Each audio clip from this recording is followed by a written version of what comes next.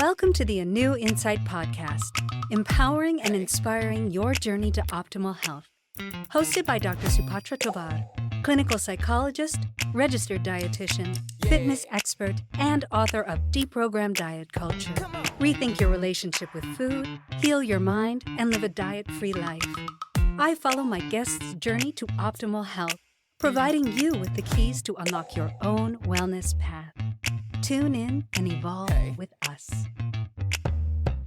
Hello and welcome. I am thrilled to have transpersonal psychologist, mind-body medicine practitioner, and trauma expert, Dr. Meg Haworth, with us today. Dr. Meg, hi. Hi, I'm so excited for this conversation. Thank you so much for having me here. Me too. We are going to delve into healing from trauma in a big way, especially from narcissistic parents and narcissistic abuse, which is a big problem. And I got to say, probably one of the main reasons most people go to therapy. Most people have had this issue and are really struggling and trying to find a way to navigate out of painful childhoods. So we're really going to get into that. But before we do, I'm going to read a bit more about Dr. Meg, and then we will delve into our questions.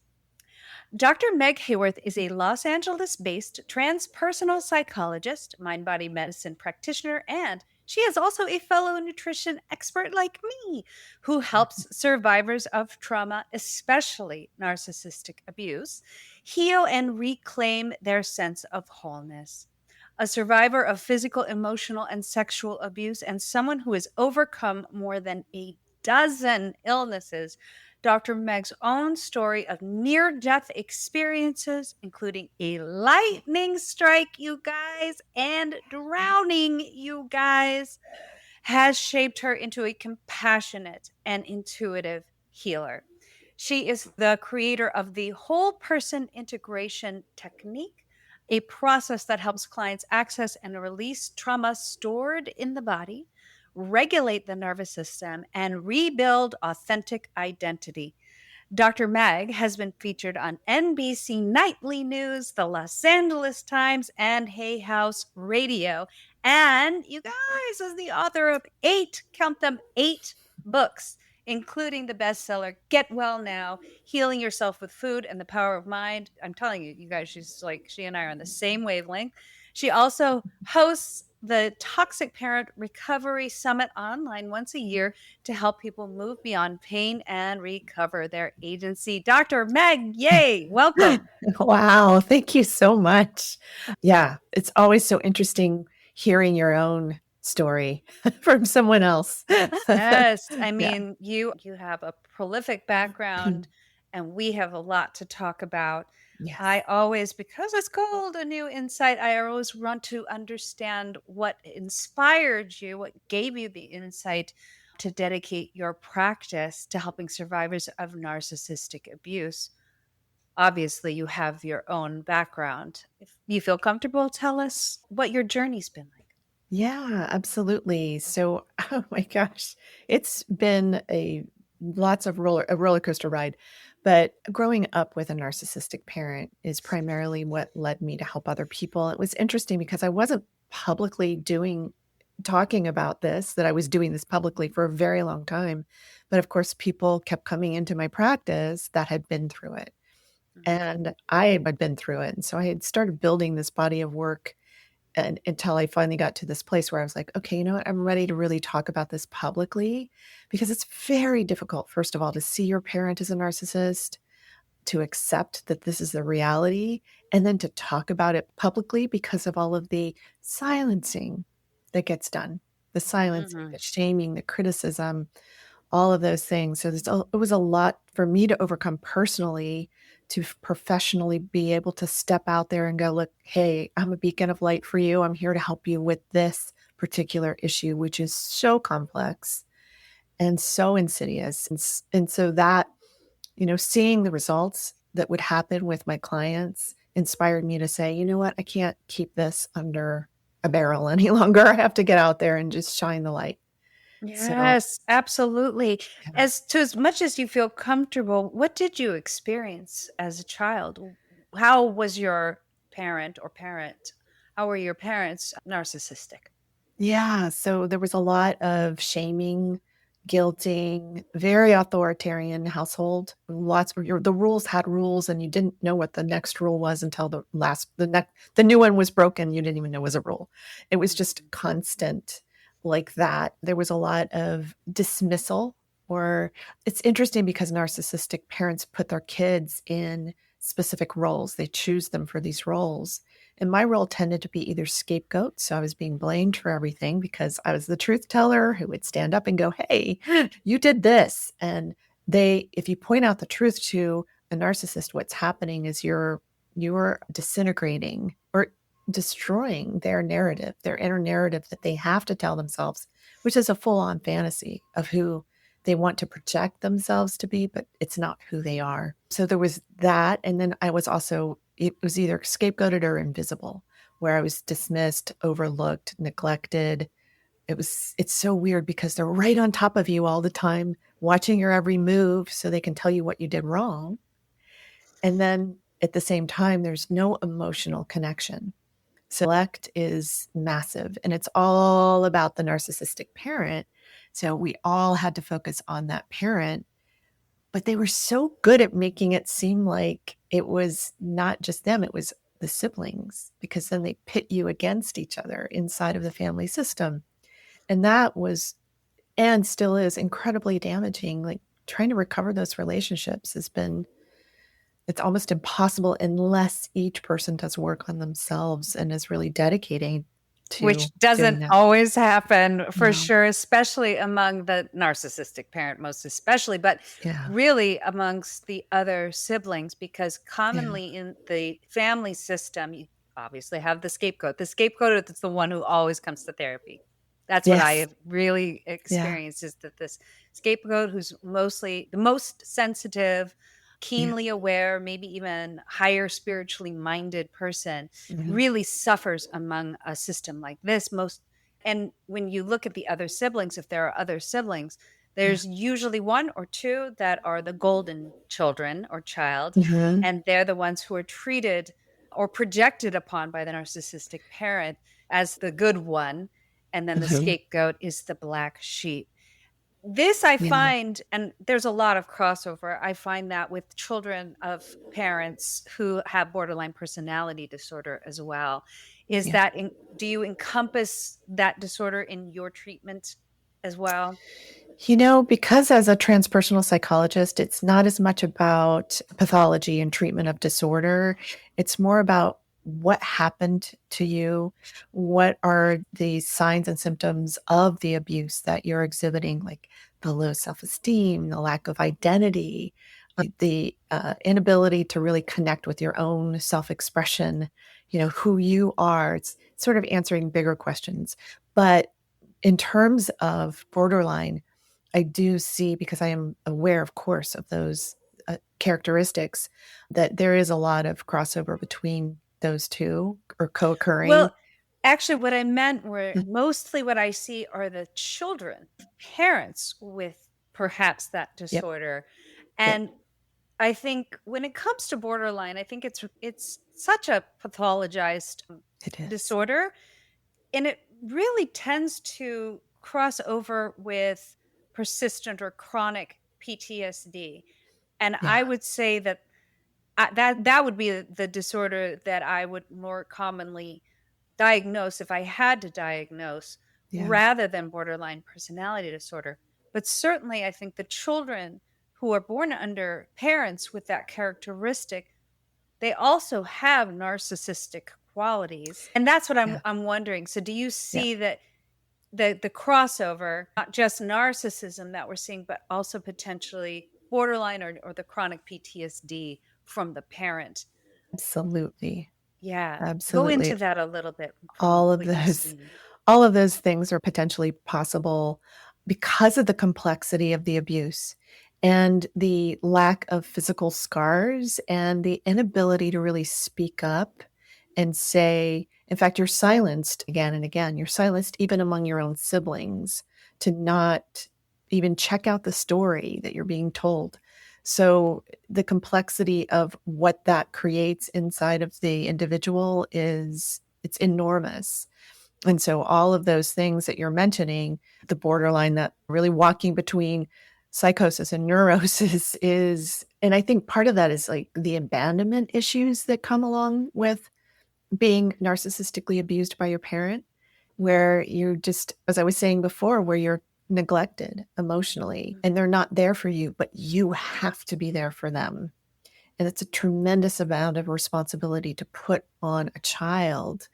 You've got to take care of me. I'm the only one who really matters in the system.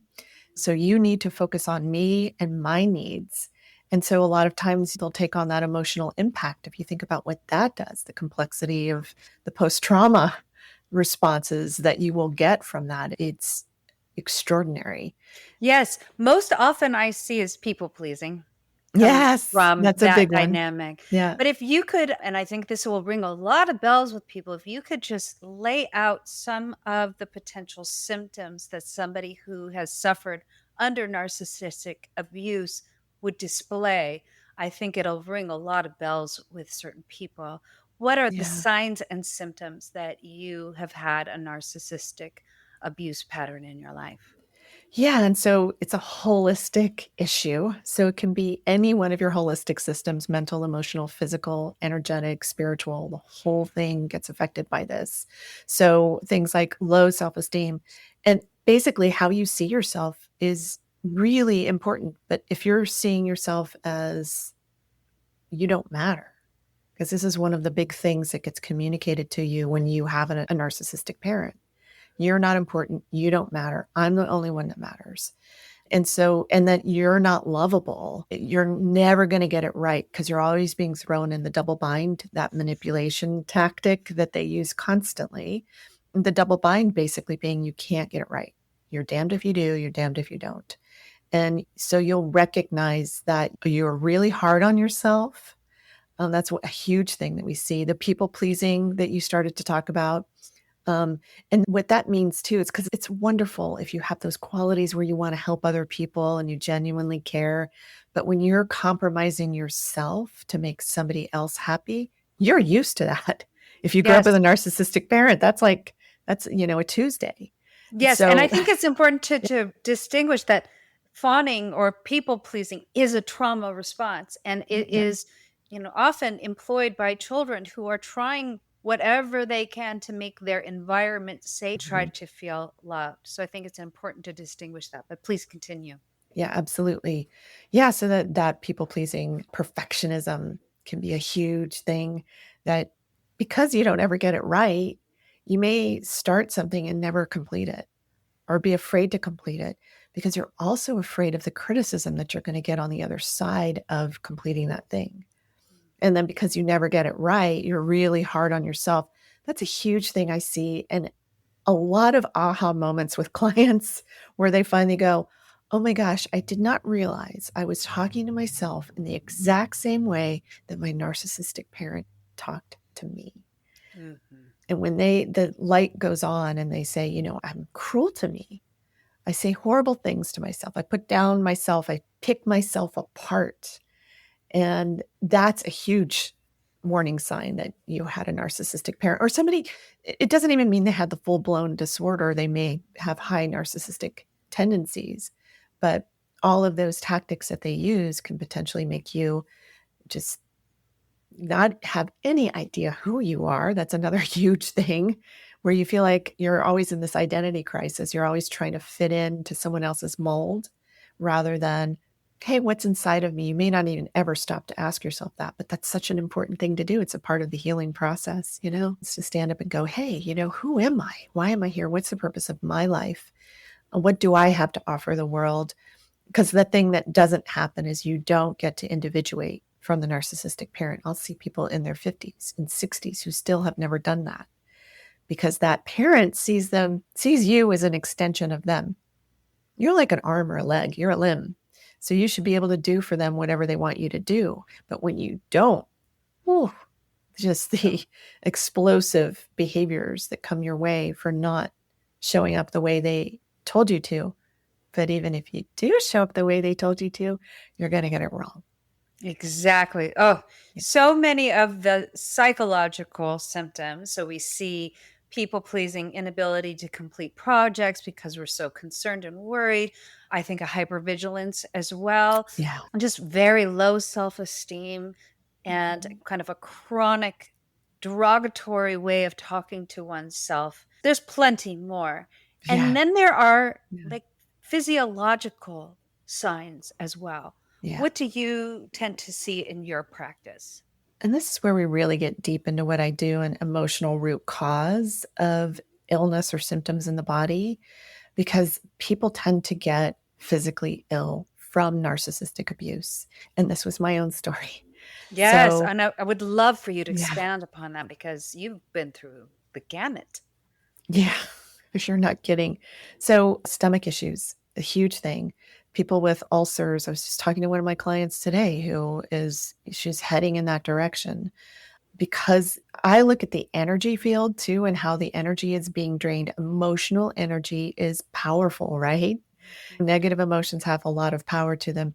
And so if you're being drained from that center of the body where that's your center of confidence, your center of self, your center Mhm. who you are, you eventually your biology can't sustain itself anymore because it doesn't have enough energy available to you to be able to run your biology. So then you start to become ill. And so stomach problems, digestive issues, headaches, migraine headaches, something I had. And a lot of those have to do with thoughts, feelings, and beliefs that you're holding. And when something triggers you into that group of thoughts, feelings, and beliefs. So, for instance, every time you have a migraine, you've actually been triggered into a self abuse cycle where you believe that you're not good enough, you did it wrong, you're self criticizing, you're putting yourself down internally. And then you end up with this massive stress headache because you're self abusing. But what you're really doing is you're turning in the words of the narcissistic parent, that programming of I'm not good enough, I never get it right. You're turning that in on yourself. Yes. I would say too, because I treat a lot of disordered eating and eating disorders, Oh yeah. I see a lot of difficulties with eating coming from that. And that can run the entire spectrum of eating disorders from anorexia nervosa, where somebody has experienced just this complete disorganized detachment, narcissistic abuse, Yeah. tend to try to control their environment through controlling their bodies. Yep. Then we go all the way to the other end of the spectrum with binge eating disorders. And I see everything in between coming from Yep. narcissistic abuse. But on the binge eating disorder realm, I see a lot of comfort seeking and really just kind of disappearing and just dissociating out of what they're experiencing through food. You also Mhm. are interested in and practicing in nutrition. Do you see that in your practice as well? All the time. Yeah, it's such a common thing to see that relationship with food or alcohol is another one, which of course, because a lot of people come to me because of weight gain and they start to put together, oh, weight and emotions. Oh, those are really interconnected and I want to stop emotionally eating, that kind of thing. So yeah, I do see that a lot. And then it's interesting too because narcissistic parents can do very strange things with food. Yes. Go They into that, please. I see that Yeah. all the time. What are Yeah. some of the things that they usually do with food that you're seeing and Well, hearing about in your practice? you may have been force fed as a child. Many Mhm. children are force fed by narcissistic parents. You're wrong. You wouldn't be listening to your body and saying, you know what, I'm full and I'm ready to stop. It's them. So they're gonna they're gonna decide how much is enough for you. Then they may be force feeding. And if you think about the emotional um, relationship you start to develop with food because of that. Another thing they may do is they may cut you down because you're just weighing too much. Those jeans are really tight on you. You're really carrying a lot more weight than you should. And so they may withhold food from you. And they'll withhold the food. Sometimes I've seen them lock the food up so they can't even get to the food. So then now they're being because it's all about control, right? Narcissistic abuse is control. And so they're trying to control how much you get, when you get it. I've seen that happen. And another thing, they'll put you down for your weight, even though you're probably just right, or Oh, maybe yeah. even too thin. And then they'll make brownies, and then they'll come at you with this brownie and put it in your face. "Come on, just try some, just it's okay. You could go run it off," or whatever. All those confusing messages with the things that they do with food. Yes, So I've seen in some of my clients being weighed and measured in certain times to make sure that they're in the proper category and things like that. There's just yeah. so many ways that food is used as a weapon, or your weight is used as a weapon with narcissistic parents. Let's actually look at narcissistic adults, like people who are getting into these abusive relationships. Yeah, What are some subtle red flags, and maybe not so subtle because there's both, of yeah. someone who might be being abused by a narcissist in their adult life? Yeah, so some of them are something called covert gaslighting, where the narcissistic person will start to say things. It's just after you go through that love bombing stage and you're totally mad about this person who you think is the best fit in the whole world, like, wow, and then they start And go into picking. that more. What's the love bombing? A lot of people don't understand what that is, and they get sucked into that because they're Yeah. not seeing it for what it is. So let's help people recognize what love bombing is first. Yeah, and this would start in the dating phases of the relationship where they tend to move it very quickly. And like, "Oh my gosh, you're the most amazing person I've ever met. It was so incredible." And they do this thing called mirroring where they'll ask you a question and then agree with you and tell you exactly that's exactly what they want. Like, "Oh, how many kids do you want?" "Well, I would really love to have 2." "Really? Me too." Exactly. And so you think they're listening to you and you think that they're engaging with you and that they're just like this perfect mirror image of you. And you're just like, wow, I finally found my soulmate. This is incredible. We're so aligned in every single area, which is not a realistic relationship. It feels really good. And so they Mhm. get you really hooked in, and then they start to do things like covert gaslighting. What they'll say things like, "You're just too sensitive." That's a No, number right? one thing I hear. Yeah, Keep you're going. just too sensitive or make you doubt your reality so you're sharing a story, like the story of how you met. "Oh, no, it didn't happen like that." So they'll put down what you're sharing, but not only that, they may completely say that what you're sharing, "That never happened. I don't know, that never happened." And so then you start doubting your reality. And that's something that they want you to do is to doubt your reality because that helps them to gain and maintain control over you because that's the number one thing that a narcissistic person wants and needs to do. Mhm. So then they're just wearing away at you one cut at a time where you start to think, am I crazy? Did that really happen? And then they isolate you and they start doing that by like, you're out at a party, you've met your friends for the first time, you'd had a really great time, you thought. You get in the car on the way home, and he's like, "I don't know about that one friend of yours. Did you notice how she blah, blah, blah?" And so then Mhm. they start cutting down your friends, and so then they're trying to isolate you. And then you may feel like at first you'll feel like, "Oh, wow, just us, and what a beautiful thing we're forming together. We get to be so close, just the 2 of us, and no one understands us," and that kind of thing. So you get into this sort of dreamy fantasy world that they create, Mhm. and then they start taking you out of your world that you had already created, you Yes, know? I think that when we look at the honeymoon phase, that is the most intoxicating part of the Yeah, relationship, and why people will tend to stay in these narcissistic abusive relationships because they equate the person in the honeymoon phase as that person yeah, rather than the abusive person. And the abuse, like you said, can run from anything from gaslighting, isolating, cutting you down, wearing away your self esteem, to even physical and further emotional abuse. But as right. soon as the love bombing starts again, the person is intoxicated again, and they tend to think, well, this is just who he is. And that the other times, no, that's not really him. He was just under stress. You tend to make excuses. And I think we need to look at that with no judgment at all. Usually, a person who might fall into that may have experienced that in Uh-huh. childhood, and Yep. that might be what feels familiar and feels right. Oh my gosh, I can't even believe we're out of time for this half. I haven't even asked the questions I really want to ask. So we're going to come back for part 2 because we really want to get into the whole person technique. Want to get more into the body Yeah. and how the body is, trauma is stored in the body and how we can help people release that stored trauma. So, you guys, you got to come back. This is an incredibly insightful episode where we're learning about narcissistic abuse and how we can navigate ourselves out of this. So, Dr. Meg, you'll come join me again. Yeah. Yes, absolutely. Okay. Thank you guys for tuning in and tune in for the second half of this incredible interview with transpersonal psychologist, mind body medicine practitioner, and trauma expert, Dr. Meg Haworth. Thanks for tuning into the ANEW Insight podcast. Please remember the contents shared on this podcast is for entertainment purposes only and does not constitute medical advice.